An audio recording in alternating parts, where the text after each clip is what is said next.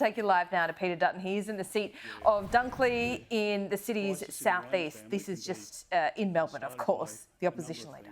A number of causes, as we know, but finances and fights about money and stretching a family budget to places that it just can't go, that is a very significant element of relationship breakdowns and tensions, and I really want to acknowledge the wonderful work of the volunteers here today. At this election, Australians have a choice, and people are out now making that choice as they're voting. It's a choice about whether Australians can afford 3 more years of Labor. And I'd say to Australians today who are thinking about the last 3 years, are you better off today than you were when Mr Albanese first got elected? And for most Australians, the answer is no. The better alternative is to make sure that you vote for your Liberal or National candidate, including Nathan, who's done a fantastic job as a local mayor, but also as our local candidate.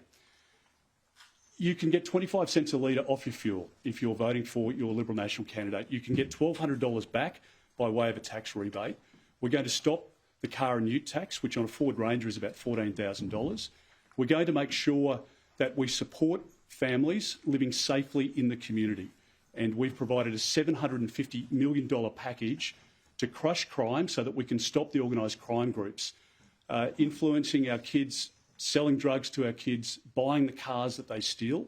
I want people, particularly in this great state of Victoria, to feel safer than many people feel at the moment.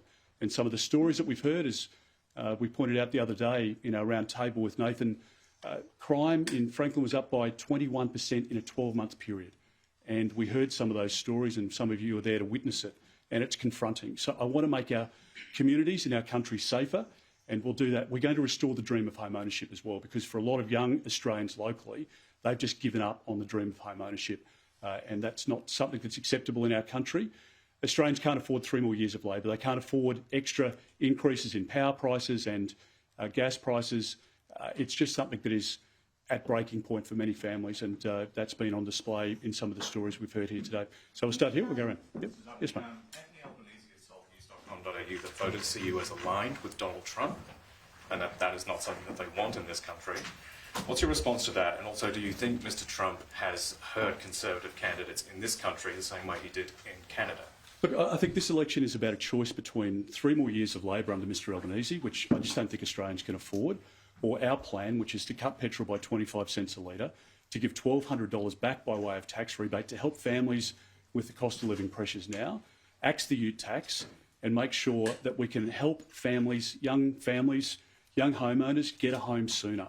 And Mr Albanese doesn't want to talk about the last 3 years because he can't tell people that they're better off. He can't talk about the achievements of the government, which is why the negative stuff continues to flow for them. But there's a positive plan that we have, and that's exactly what we intend to implement. Mr Dutton, CPI figures are out today. Yep. If inflation falls, is that a vindication of Labor's economic success? Well, let's hope that CPI comes down, because interest rates have risen on 12 occasions under the government. They've only come back once.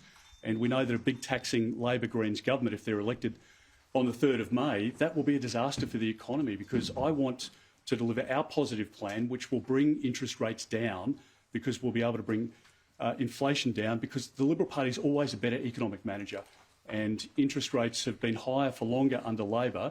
They've come down in the US and the UK and Canada and New Zealand before they've come down in Australia, and that's because the government here has spent more than any government in 40 years, and that's what's kept up inflation. So a Liberal government will be better for the economy, better for inflation, and better to help you with the cost of living pressures that you're under.